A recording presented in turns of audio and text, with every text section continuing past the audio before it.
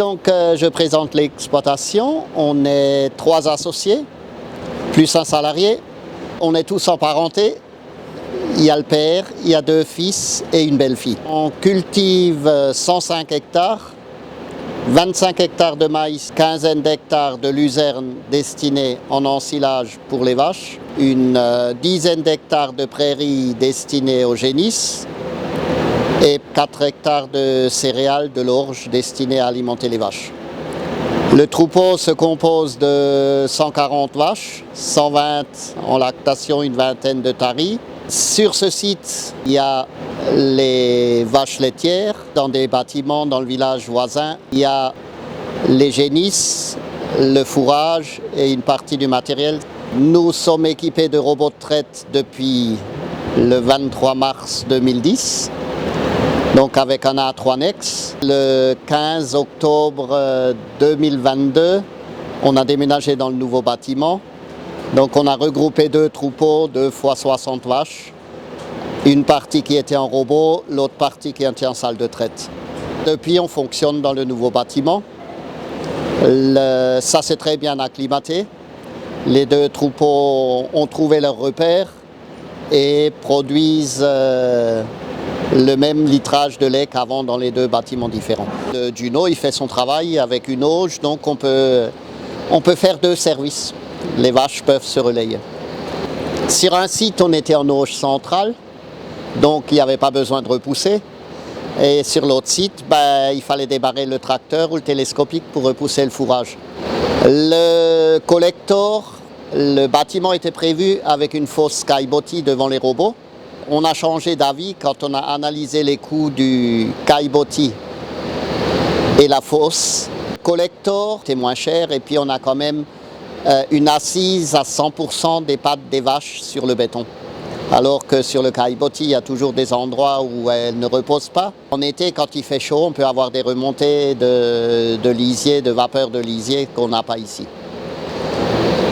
On a équipé 2 brosses Luna, donc où les vaches elles raffolent. Si on va dans la perspective, il est prévu de mettre un 2e bâtiment pour ramener les génisses ici, un 3e bâtiment pour stocker les fourrages, un 4e bâtiment pour ramener le stockage matériel, 5 et 6, 2 maisons d'habitation pour les 2 fils. Quand le fait d'avoir construit le bâtiment ici, on est dans une zone protégée hamster, on a dû faire de la compensation en contrepartie. Mais il faut savoir que l'exploitation possède 2 gros îlots. Il y a sur la droite un îlot de 30 hectares et sur la gauche un îlot de 25 hectares. La production de fourrage pour les vaches sont sur place. On n'a pas besoin de faire des kilomètres pour sortir tout ce qui est effluent et puis pour entrer tout ce qui est fourrage. Ça permet d'avoir un meilleur bilan carbone.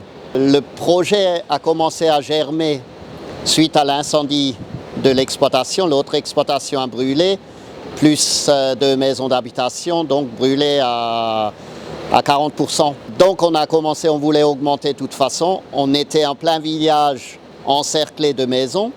On était de toute façon à l'étroit. Donc on a mis 5 ans à mettre le projet sur papier, à avoir les autorisations permis de construire. Il a fallu pratiquement une année de plus parce qu'on est en zone protégée. Quand on a commencé les travaux, il s'est pratiquement déroulé 2 années. Quand on a commencé à faire le terrassement et puis quand on a déménagé. Il faut savoir qu'une grosse partie a été autoconstruite. On a fait faire les grosses œuvres. Terrassement, c'est nous qui avons fait tout le transport du gravier. Maçonnerie, le gros a été fait par une entreprise. La charpente a été posée par une entreprise. Par contre, tous les aménagements intérieurs, tubulaires, maçonnerie des murets, tout ça, laiterie, blocs de robots, ont été faits en propre régie. C'était dur pendant quelques années quand il y avait les travaux plus les suivis parce qu'il fallait traire à 2 endroits. Sur un endroit, il y avait le robot de traite, à l'autre endroit, il y avait une salle de traite. Et il faut savoir qu'en salle de traite, il faut y aller le matin et le soir. Donc le fait d'avoir pu regrouper les 2 troupeaux de 60 vaches à un endroit et d'avoir un bâtiment qui soit tout de suite plein a quand même aidé à pouvoir surmonter les premières annuités. Si on remonte, première mise en route du robot, je tournais à l'époque, j'étais seul sur l'exploitation. Je faisais 400 000 litres avec une cinquantaine de vaches. C'était déjà autre chose d'avoir le robot de traite et de ne plus avoir à traire le matin et le soir. Quand le premier fils est arrivé sur l'exploitation, on a quand même dépassé les 8000 kilos avec 60 vaches. On a fait pendant 5 ans avec un robot une moyenne de 800 000 litres de lait par an. Là, en ce moment, on se situe à une moyenne de 11 500 kilos. On a un troupeau en salle de traite qui tournait à 10 500 et puis le troupeau en robot tournait à 12 000.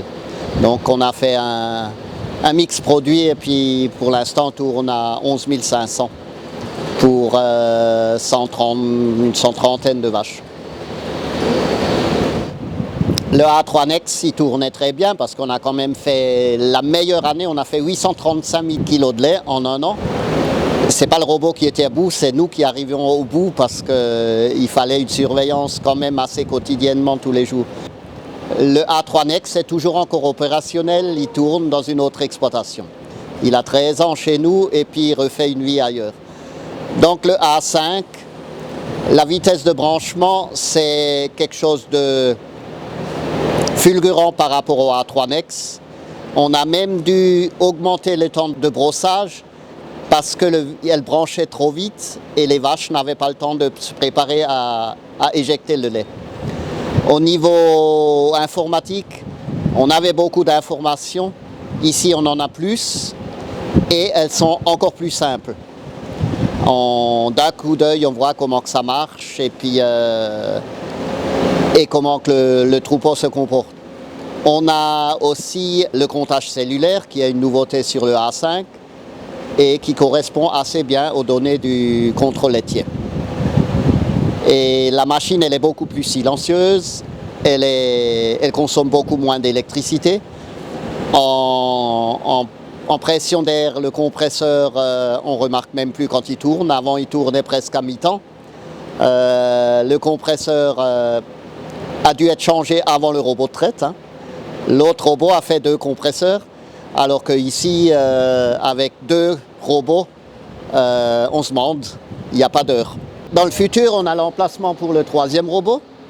Donc tout ça dépend si le prix du lait est correct. On a la possibilité de mettre le 3e et puis de traire 150 vaches. L'autre futur, ce seront les bâtiments à côté pour avoir tout sur ce site et puis quitter le village pour que, je ne veux pas dire être nuisible dans le village, mais ne plus embêter les gens dans le village. Parce que dans le village d'à côté, depuis qu'on a quitté avec les vaches, le maire nous a dit « maintenant j'ai plus de vaches dans le village ». Quand on l'a prévenu avant, il n'en tenait pas compte. Et puis après, pour plus d'informations ou le changement entre le A3 Next et A5, il faudra demander les vaches ce qu'elles en pensent. Mais vu comme elles sont à l'aise ici, je pense que c'était un très bon investissement.